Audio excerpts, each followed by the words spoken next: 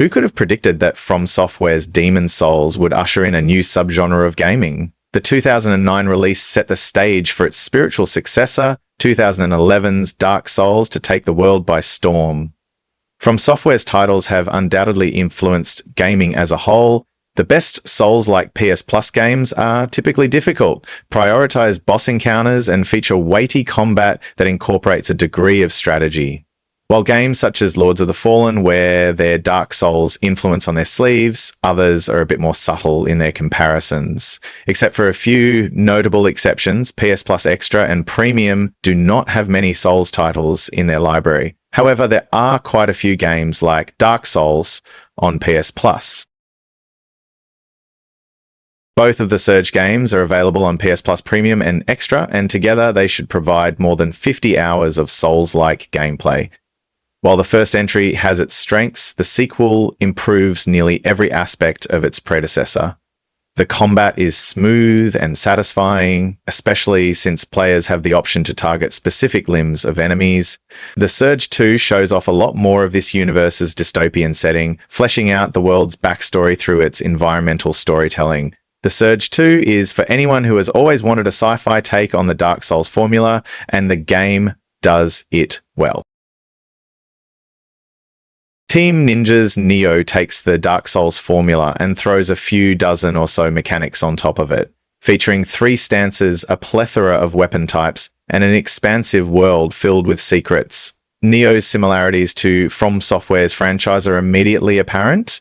However, the game does set itself apart quite well. The Japanese setting makes for a pleasant change of pace, especially since it is inspired by the Sengoku period. The combat is quick and vicious, reflecting Team Ninja's history with franchises like Ninja Gaiden. Nioh's campaign is split into smaller maps rather than one large interconnected world, although each area does come with shortcuts and plenty of secrets. Also, Souls players who love collecting loot will find that Nioh does not hold back in dishing out goodies. In fact, it might give away too many drops. As fun as Souls-likes are in general, the genre's releases can threaten to blend together, with most games featuring fairly similar combat. As such, Gunfire's Remnant stands out due to emphasizing ranged gunplay over melee or magic. The 2023 sequel expands well on its predecessor's solid foundations, presenting an improved experience that shines brightly in co-op, while also working well enough as a solo adventure. Split into worlds and realms that all have wildly different aesthetics, Remnant 2 strikes a middle ground between curated linear progression and open-ended exploration, the latter part coming courtesy of optional dungeons that use light procedural generation. The combat is pretty typical for a third-person shooter, but it is supplemented by a robust class system and modifiers like mods and mutators. The game also nails its boss fights, a few of which are massive in scope.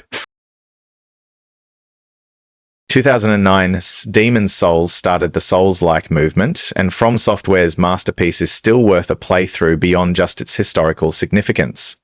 In terms of pure atmosphere, Demon's Souls is near untouched, and most of the levels are incredibly well designed. Still, for all its brilliance, the original version shows its age in places. Fortunately, 2020's remake is readily available and does a great job of modernizing its ancestor without diminishing most of its strengths. Arguably the best-looking Souls-like on PS Plus, Bluepoint's Demon's Souls drops players into Boletaria, granting them immediate access to 5 archstones that link them to different worlds. Each one has a unique feel, and players are encouraged to jump back and forth between them. Compared to something like Dark Souls, Demon's Souls difficulty comes from the trek to the bosses rather than the fights themselves, most of which are fairly easy by the standards of the genre. However, the stages are long, dense, challenging, and puzzling.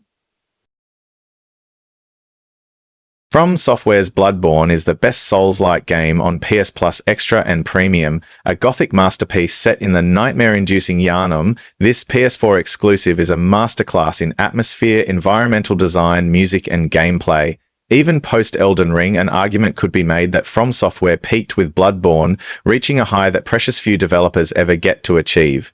Utilizing a far more aggressive battle system than the Souls games, Bloodborne does not allow players a single restful moment. When playing this game, every instance is spent on edge, as a new terrifying beast lurks around every corner, waiting to brutally demolish the hunter. It is glorious. Compared to Dark Souls or Elden Ring, Bloodborne has a smaller pool of weapons and armor, allowing for a more limited range of builds. Even though this decision can be disappointing, the included items are valid candidates that can carry players for most of the campaign, and the weapons have multiple forms. That said, the game still has a decent selection of options, so it is not fully a case of quantity over quality. The headline act of the February 2025 PS Plus Extra lineup, Star Wars Jedi Survivor, is a huge get by most metrics, and it is not just for die-hard fans of the franchise. Now, admittedly, the fact Fallen Order is not on PS Plus makes the addition of its sequel a less than perfect option for newcomers. While set a few years apart, the game's stories continue directly from each other, combining to chronicle Cal Kestis's journey as a Jedi Knight. While he was still coming to grips with the Force in Fallen Order, Cal is pretty much a Jedi Master in Survivor, granting players a wide assortment of lightsaber stances and powers to utilize during battles. Rather than a full open world or the continuous semi-open structure of most Souls-like games, Jedi Survivor is split into planets that are largely structured like 3D Metroidvanias. That means players are given the space to explore, all the while fighting off a fairly diverse roster of enemies. Like all Souls-likes, death revives fallen foes, and battles primarily come down to reading the opponent's moveset and reacting accordingly. As fun as the combat system is, Jedi Survivor does feel more like a Souls-like than a traditional Souls-like, and it is notably easier than most other entries in the genre. Basically, this game is for people craving a sci-fi action-adventure with Souls-style combat, rather than something that is exactly like Dark Souls. Mortal Shell wears its Dark Souls influences on its sleeve, although the game does introduce a couple of fresh ideas. As tends to be the case with this subgenre, the core gameplay loop revolves around exploring a dark fantasy world filled with enemies that pack a punch and respawn whenever the player dies. While a bit more linear than most From Software's projects, Mortal Shell's level design is cut from the same cloth. Even though the combat system is relatively typical for these sorts of games, Cold Symmetry shakes things up in two major ways. For one, Mortal Shell incorporates different shells that correspond with classes, and players can swap between them at specific locations. These shells serve as replacements for traditional loot. Another unique concept is that players can harden their shells to block incoming attacks, a mechanic they will need to master if they want to overcome the campaign's reasonably challenging bosses. Team Cherry's Hollow Knight was one of the most popular indie games of the 2010s, and time has not dulled any of the project's shine. This 2D Metroidvania is set in Hollow Nest, a deceptively massive underground kingdom that is filled with beauty and nightmares. Cast as the Knight, players must traverse this strange world, battling enemies and defeating bosses along the way.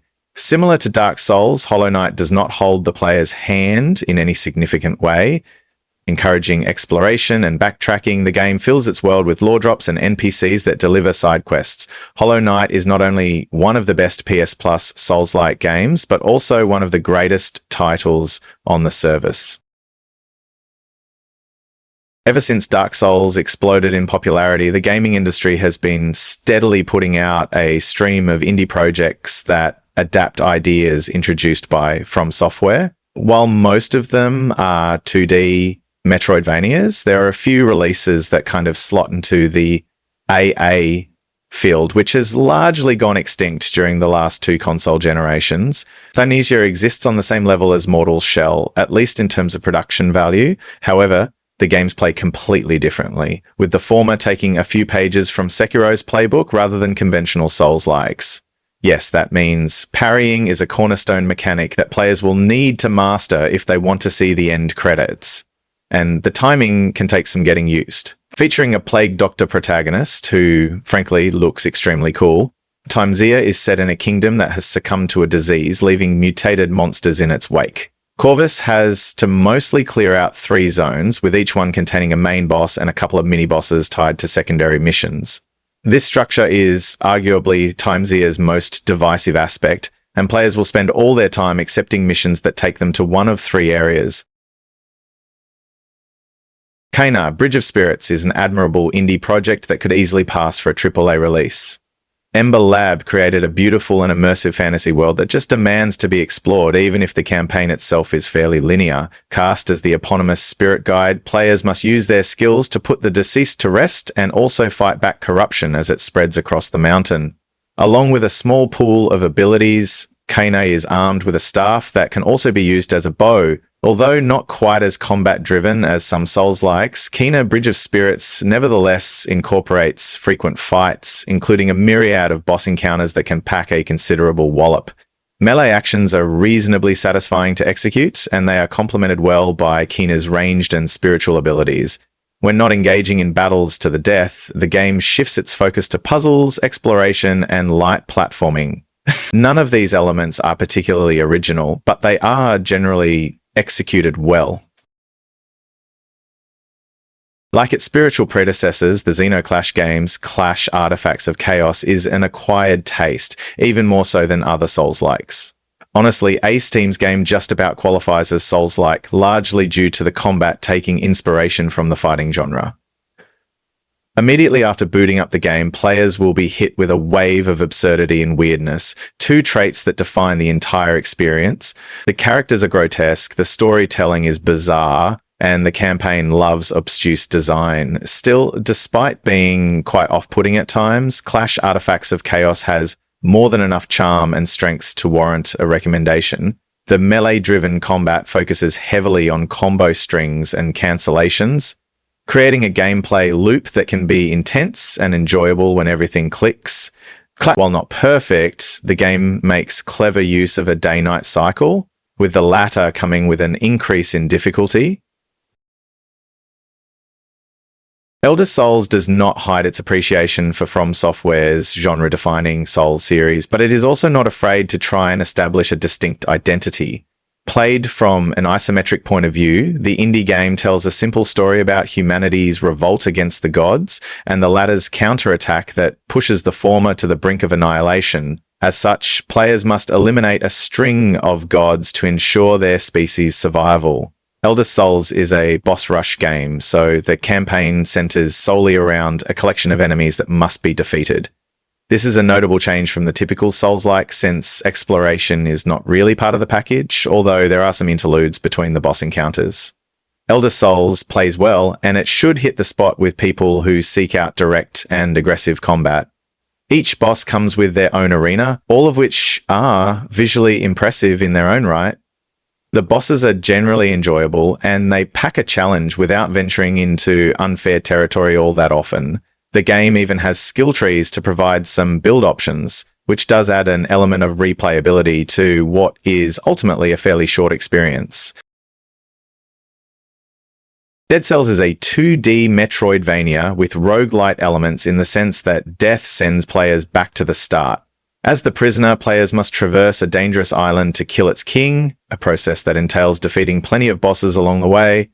During a run, the prisoner picks up new weapons, items, and upgrades, all of which, outside a select few, are lost upon death. Due to its procedurally generated levels, Dead Cells constantly shake things up, so no two playthroughs are the same. This design not only extends the game's replayability and lifespan, but also ensures that players never feel too comfortable as they traverse this challenging world. The combat system is fast-paced and addictive,